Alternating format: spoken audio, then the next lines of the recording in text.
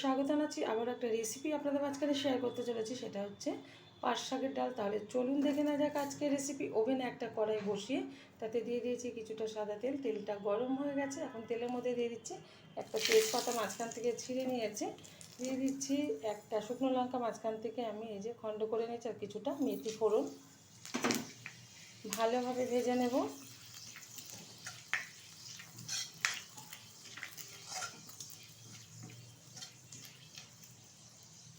এখন দিয়ে দেবো 1 চামচ হলুদ গুঁড়ো,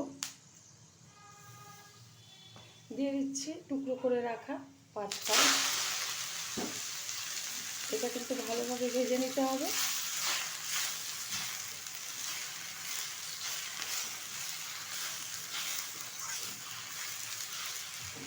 দিয়ে দেবো পরিমাণ মতো লবণ, যতটা ডাল ঠিক সেই পরিমাণে কিন্তু লবণটা ব্যবহার করতে হবে।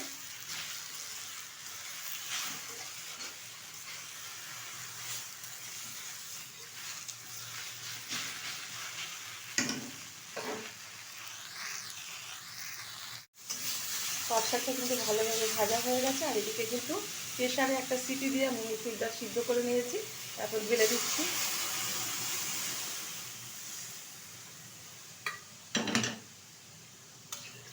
আমার এই রেসিপি যদি আপনাদের ভালো লেগে থাকে, আপনারা অবশ্যই আমার চ্যানেলটিকে সাবস্ক্রাইব করবেন, লাইক করবেন, শেয়ার করবেন। আর এরকমভাবে একবার পাট শাকের ডাল রান্না করে খেয়ে দেখবেন, আশা করি ভীষণ ভালো লাগবে। পাট শাকের ডালটা কিন্তু হয়ে গেছে। এখন নামিয়ে ঢেলে দেবো একটা পাত্রে। দেখা হবে পরের ভিডিওতে নতুন কোনো রেসিপি নিয়ে। ধন্যবাদ।